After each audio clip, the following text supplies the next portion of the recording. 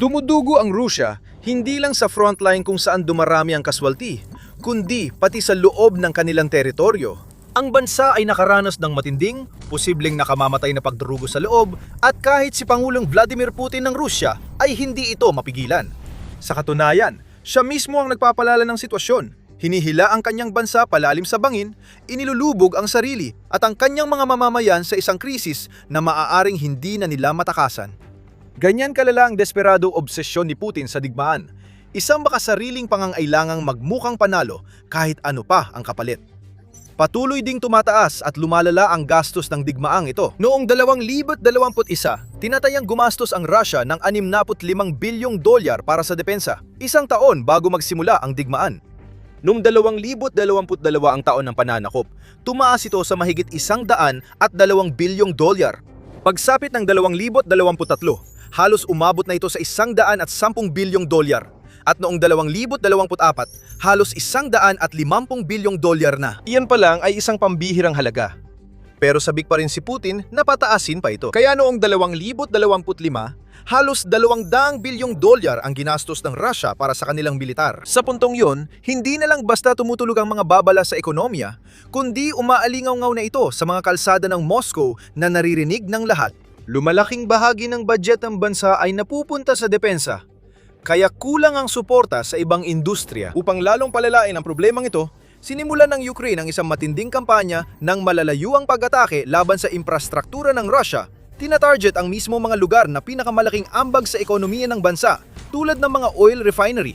Bumagsak ang paglago ng ekonomiya, nasa ilalim ng matinding pressure ang budget, at nahihirapan ang Bangko Sentral na kontrolin ang inflasyon. Sa puntong ito, kahit ang mga opisyal ng Kremlin na karaniwang sumusunod lang at nagsasabing ayos lang ang lahat ay napilit ang aminin na ang bansa ay papunta na sa tiyak na kapahamakan sa pananalapi maliban na lang kung may magbabago. Bilang resulta, noong Hunyo 2025 nangako si Putin na babawasan ang gastusin sa depensa para sa 2026. Kasabay nito, habang inanunsyo ng mga bansa sa NATO ang pagtaas ng kanilang pinagsamang gastusin sa 5% ng kanilang kabuuang lokal na product o GDP, nagdaos ng press conference si Putin at sinabi sa mundo, "Ngayon, ito ang pinakamahalagang bagay. Plano naming bawasan ang gastusin sa depensa. Para sa amin, sa susunod na taon at sa taon pagkatapos nun, sa loob ng susunod na 3 taon, ito ang aming pinaplano." Sinabi niyang iniisip ng mga ministeryo ng depensa, pananalapi at ekonomiya ng Russia ang ganitong direksyon. Kaya naman, inaasahan na sa 2026 ay sa wakas makikita ang kapansin-pansing pagbaba ng perang inilaan ng Russia para sa kanilang digmaan. May ilang optimistikong analyst na nagtanong pa kung ito na kaya ang unang hakbang patungo sa unti-unting pagluwag ng labanan na magbubukas ng daan tungo sa kapayapaan. Pagkatapos, lumabas ang mga datos para sa 2026 at nagbago ang lahat. Umabot sa nakakagulat na 5.9 trilyong rubles o $80 bilyong ang ginastos ng militar ng Rusya sa unang quarter ng taon. Iyan ay 30% na mas mataas kaysa sa parehong panahon nung nakaraang taon. Dahil ang military spending sa unang quarter ng 2025 ay 4.5 trilyong rubles o $61 bilyong lang. Ang kabuuang federal na gastusin para sa unang quarter ng 2026 ay 12.8 trilyong rubles, halos $175 bilyong.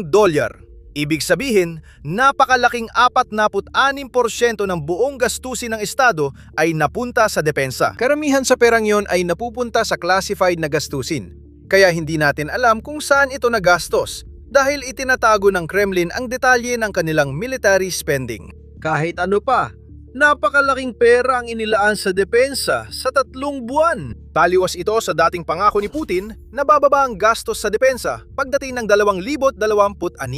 Ayon kay Yanis Kluger ng German Institute for International and Security Affairs, kapansin-pansin ang malaking pagtaas ng gastos militar dahil plano sanang bawasan ito ng Russia ngayong taon. Ayon sa batas ng budget, ang gastusin sa militar ay dapat bumaba sa 6.2% ng GDP pagsapit ng 2026 mula sa 7.8% ng GDP noong 2025. Pero sa unang quarter pa lang, 2.5% na agad ng target na GDP ng Russia para sa taon ang naabot. Sa madaling salita, kung ipagpapatuloy ng Russia ang paggasto sa parehong bilis para sa natitirang bahagi ng taon, madali nito malalampasan ang itinakdang 6.2% ng GDP na target at maaari pang umabot sa nakakagulat na 10% ng taunang GDP. Ayon kay Kluger, malabong mangyari ito dahil kadalasang bumababa ang paggastos sa ikalawa at ikatlong quarter ng taon base sa nakaraang datos. Kahit ganon, binanggit pa rin niya na napakataas pa rin ang resulta nito at idinagdag na kung ang unang quarter ay palatandaan kung paano tatakbo ang natitirang bahagi ng taon, maaaring maging makatotohanan ang military spending na 9 hanggang 10% ng GDP sa 2026. Sa mas malalim na pagsusuri, napansin ni Kluger na halos kalahati ng pondo ng federal na budget ay napunta sa militar. Ayon sa Ukrainian news outlet na Ukrainian National News, tinantiya rin nila na, batay sa sariling datos ng Kremlin, ang makinarya ng militar ng Russia ay gumastos ng humigit kumulang 2.7 bilyong rubel, halos 37 milyong dolyar kada oras, at mga 65 bilyong rubel o 85 milyong dolyar kada araw mula Enero hanggang Marso ng 2026. Ayon sa datos ng Russian Ministry of Finance na sinuri ni Yanis Kluger at iniulat ng UNN, gumastos ang Kremlin ng record na 5.08 trilyong rubel para sa kanilang militar mula Enero hanggang Marso ng 2026. Ito ay katumbas ng nakakagulat na 65 bilyong rubel, 85 milyong dolyar kada araw, at humigit kumulang 2.7 bilyong rubel o 37 milyong dolyar kada oras. Ayon sa ulat, ang 65 bilyong rubel ay halos katumbas ng taunang budget ng ilang rehiyon sa Russia, gaya ng Novgorod, 69 na bilyon, at Ariol, 61 bilyong rubel kada taon. Sa madaling salita, sa isang araw ng Enero, nagastos na ng militar ng Russia ang halagang kayang tustusan ang isang reyon na may daan-daang libong tao sa loob ng isang taon. Nalandi ng UNN na umabot sa halos 2 trilyong rubel o 27 bilyong dolyar ang buwanang gastos noong unang quarter ng 2026. Ayon sa ulat, ang malaking halagang kada quarter ay hinati sa buwanang gastos na halos 2 trilyong rubel o 27 bilyong dolyar. Mas malaki pa ito kaysa taunang budget ng mas mataas na edukasyon sa Rusya na nasa 1.7 trilyong rubel. Mas malaki pa ito kaysa taunang budget ng alinmang rehiyon ng Rusya maliban sa Moscow. Hindi ito simpleng pagiging inosente o hangal ng Rusya sa paggasto sa depensa. Naabot na ng bansa ang panibagong antas na kawalang ingat. Nilulustay nila ang pera sa pinakamabilis na paraan. Literal na itinatapon ang napakalaking halaga ng pera na sana'y magagamit sa loob ng bansa. Ang trilyong rubel na ginastos sa militar ng Kremlin ay pwede sanang ginamit para suportahan ang naghihirap na sektor, ayusin ang infrastruktura at pagandahin ang serbisyong pampubliko. O tulungan ang 10 milyong mamamayang Ruso na nahihirapan sa pagtaguyod ng kanilang pang-araw-araw na pangangailangan dahil sa tumataas na gastusin at di maiwasang implasyon. Sa halip, ayon sa utos ni Putin, ang perang iyon ay tuloy-tuloy at eksklusibong ginagastos para sa digmaan. Siguro, mabibigyang katwiran pa ni Putin ang lahat kung totoong nananalo siya sa digmaan. Kung ang hukbong Ruso ay nakakamit ng malalaking tagumpay, nasasakop ang mga mahahalagang bayan at teritoryo at sumusulong patungo sa tiyak na tagumpay, madali sanang masasabi ni Putin at ng kanyang mga kasamahan sa Kremlin na may saysay ang paggastos na yon. Maari nilang kumbinsihin ang publiko na magiging sulit ang lahat ng ito sa huli, sasabihin sa kanila na kailangan lang nilang magtiis pa ng kaunti sa mababang kalidad ng serbisyo at kakulangan ng pondo, at pagkatapos ay darating na ang dakilang tagumpay ng Russia at gaganda na ang lahat. Pero hindi yon ang nangyayari. Sa totoo lang, kabaliktaran ang ipinapakita ng datos. Noong 2026 na bigo ang Russia na makamit ang makabuluhang pag-usad sa frontline. Natigil ang kanilang puwersa, bahagyang nagtagumpay sa ilang lugar, at umatras pa sa iba habang nababawi ng Ukraine ang mga teritoryo. Dumating na ang hukbong Ruso sa puntong lampas na sakaya nilang tiisin ang dami ng kaswalti. Nananatili na lang sa parehong antas ang bilang ng mga nare-recruit habang unti-unting tumataas ang bilang ng mga namamatay at nasusugatan. Ibig sabihin, humihina ang militar ng bansa imbes na lumakas. Lalong lumala ang ekonomikong problema ng bansa dahil sa drone at missile strikes ng Ukraine. Kahit pansamantalang tumaas ang kita sa langis dahil sa digmaan sa Iran, hindi ito sapat para matulungan ang Moscow na makaalis sa gulo. Ngayon, nasa malalim at madilim na hukay si Putin na siya mismo ang gumawa at wala siyang maibigay na dahilan sa kanyang pabayaang paggastos. Walang argumento o propaganda na sapat para kumbinsihin ang publiko na may saysay ang patuloy na pagwaldas ng trilyon-trilyong rubel sa labang ito. Gayunpaman, patuloy pa ring inilalagay ng Pangulong Russo ang sarili sa mas matinding krisis. Gayunpaman, ayaw pa rin niyang umatras o baguhin ang mga planong pinansyal ng bansa sa kahit anong makatuwirang paraan. Naniniwala pa rin siya na masosolusyonan ng krisis sa pagdagdag ng pondo. Ngunit nagkamali siya at pagsisisi na lang ang abot kapag nahuli na. Bago tayo magpatuloy sa pagtalakay sa krisis pang-ekonomiya ng Rusya, mag-subscribe ka sa The Military Show kung gusto mo pa ng ganitong kaalaman. Lingguhan naming binubusisi ito. Ngayon, ang dahilan sa likod ng pabaya at record-breaking na paggastos ng Rusya sa depensa ay mauuwi lang talaga sa isang simpleng bagay, ang kayabangan ni Putin. Matapos ang mahigit 20 taon sa kapangyarihan, lalong naging makasarili si Putin. Tingin niya sa sarili ay pinakamagaling na leader ng Rusya at naniniwalang itatala siya sa kasaysayan tulad ni Pedro ang dakila na ika-21 siglo. Naniniwala siya na mag-iwan siya ng kahangahangang pamana na pag-uusapan at ipagdiriwang ng mga susunod na henerasyon ng mga batang Ruso dahil sa kanyang pambihirang pamumuno. Ito ang isa sa mga dahilan ng pagsakop niya sa Ukraine. Hindi siya nasiyahan sa taglay niyang kapangyarihan at impluwensya, kaya nagpasya siyang agawin pa ang lupa at yaman ng kalapit bansa. Pinalawak ang imperyo at inakalang madali lang ito. Labis siyang nagkamali. Ngayon, makalipas ang ilang taon ng labanan, alam niyang ito ang digmaan na siyang tatatak sa alaala ng mga tao tungkol sa kanya. Wala nang halaga ang lahat ng nangyari noon dahil ang digmaan laban sa Ukraine ay naging napakalaki, napakamahal at lubos na sumakop sa lahat ng bagay. Kaya ito ang magtatakda ng kanyang pamana sa kung anong paraan man. Iyan ang dahilan kung bakit hindi kailanman papayagan ng ego ni Putin na tanggapin niya ang pagkatalo. Hindi niya gagawin ang makatuwiran at lohikal na bagay. Hindi niya aaminin ang malaking pagkalugi ng Russia. Hindi niya tatanggapin ang hindi pagsunod sa gusto niya at hindi siya basta lalayo. Kahit ito na ang pinakamagandang magagawa niya para sa kanyang mga tao, makakapagliligtas ng maraming buhay at magpapasimula ng pagbabago sa Russia. Pati na ang paglalaan ng pera sa mga tunay na pangangailangan tulad ng edukasyon, kalusugan at infrastruktura. Ang tunay na dakilang leader ay may kababaang loob na aminin ang pagkakamali.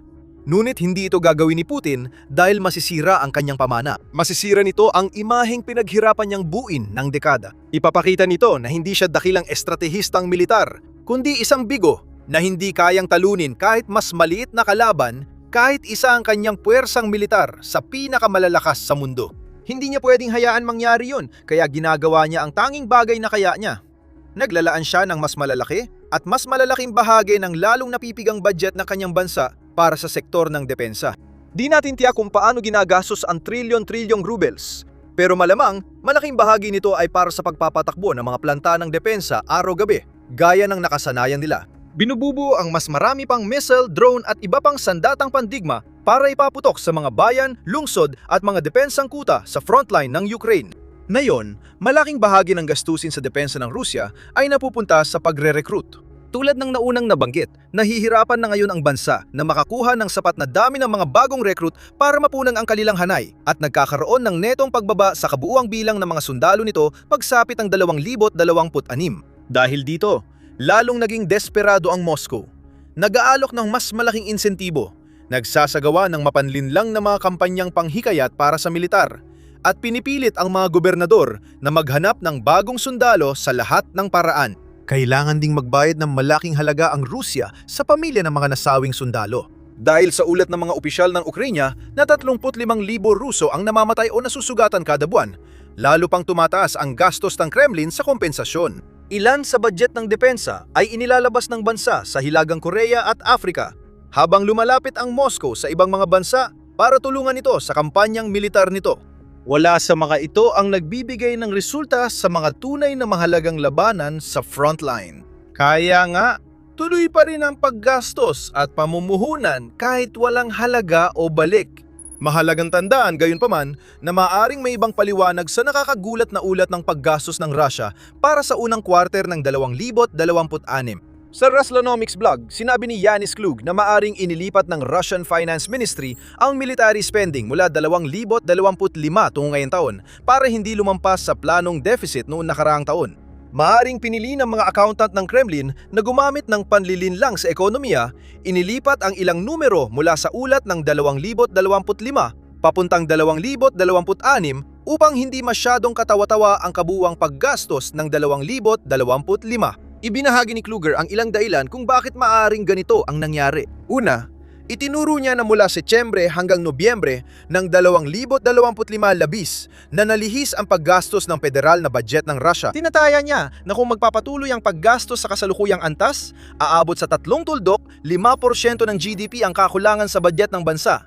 Mas mataas ng halos 1% kaysa sa target ng Kremlin na 2 tuldok, 6%. Sa huli, gayunpaman, ang kakulangan sa federal na budget para sa 2025 ay naitala nga sa 2 tuldok, 6%. Parang hindi tutugma sa mga numero ng mga nakaraang buwan. Habang sinusuri ni Kluger ang ulat pinansyal ng Kremlin, napansin niyang kakaibang mababa ang gastos noong Disyembre kumpara sa dati. Napansin ng financial analyst na base sa detalyadong datos ng ika-4 na kwarto ng 2025 kaunti lang ang classified na paggastos sa dulo ng taon. Hindi ito tumugma sa mga naunang bahagi ng taon. Kaya naisip ni Kluger na maaaring inilipat ng Kremlin ang paggastos sa unang bahagi ng 2026. Dahil sa tinatawag niyang accounting acrobats ng Finance Ministry, napansin ni Kluger na ang totoong bilis ng paggastos sa 2026 ay hindi kasing taas ng datos ng unang quarter.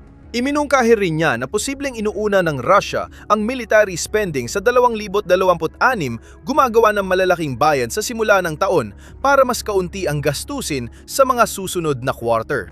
Hindi natin malalaman ang eksaktong katotohanan hanggat di natatapos ang taon at nailalabas ang buong financial data para sa 2026. Kahit ano paman, kahit na minamanipula ng Kremlin ang kanilang mga ulat pang ekonomiya, nananatiling totoo na trilyon-trilyong rubles ang nagastos sa maikling panahon at trilyon-trilyon pa ang patuloy na ginagastos bawat buwan. Hindi lang ito hindi kayang panatilihin. Sinisira pa nito ang bansa. Habang tumatagal, patuloy na dumurugo ang ekonomiya at lipunan ng Rusya at umaabot na ito sa puntong napakalaki na ng sugat para may pag-asa pang maghilom. Iyan din ang ipinahihiwatig ng mga opisyal sa pananalapi ng Kremlin sa kanilang mga pinakabagong pahayag. Noong unang bahagi ng Hunyo, lumabas ang mga ulat na may mga matataas na opisyal sa pamahalaan ng Rusya at sentral na bangko na kumakalas sa kanilang hanay at tahasang sinasabi kay Vladimir Putin na nagiging sobrang mahal na talaga ang digmaan at hindi nakakayanin ng pambansang budget ito ng matagal pa. Direkta nilang sinabi na malapit nang maging delikado ang kakulangan sa budget. Kaya hinihikayat nila ang gobyerno na bawasan ang gastusing militar para maibsan ang presyong pinansyal. Pinapatunayan nito ng datos. Ipinakita ng mga dokumento ng pamahalaan na aabot sa 2 trilyong rubles ang gastusing militar para sa 2026-28 bilyon na mas mataas kaysa orihinal na plano. Kasama rin sa mga dokumentong iyon ang babala na kalihim ng pananalapi Anton Siluanov na kailangang i-freeze ng pamahalaan ang paggastos sa ibang sektor para punan ang kakulangan. Ayon sa kanya, posibleng umabot sa 4 na trilyong rubles o 56 bilyong dolyar ang kakulangan ng bansa sa mga susunod na taon, maliban kung may magbago. Maging ang pinakamayayamang bansa ay mahihirapang panatilihin ang ganitong labis na paggastos dahil nauubos ang budget at lumalaki ang depisit. Hindi pa matatag ang Rusya ngayon at bumabagal ang ekonomiya nito. Bumagsak sa negatibo ang GDP noong unang quarter ng 2026 at ayon sa forecast, wala rin inaasahang paglago sa natitirang 2026 kahit pa tumaas pansamantala ang presyo ng langis dahil sa digmaan sa Iran. Sa madaling salita, lumalala pa ang masamang sitwasyon. Ngunit patuloy na hindi pinapansin ni Putin ang mga eksperto. Habang nagbababala si Siluanov na may hangganan ang reserba, patuloy na tumututol si Putin at mga opisyal sa depensa.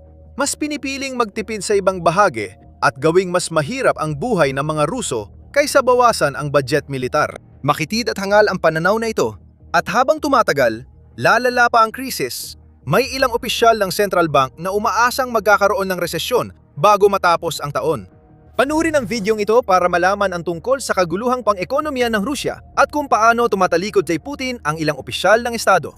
Panurin ang videong ito para makita kung paano maaring matapos ang kontrol ng Rusya sa Crimea habang gumagawa ng hakbang ang Ukraine para palayain ang peninsula na inagaw noong 2014. At para sa iba pang maiinit na balita tungkol sa militar at makabuluhang pagsusuri ng mga pinakabagong issue, mag-subscribe ka sa The Military Show Today.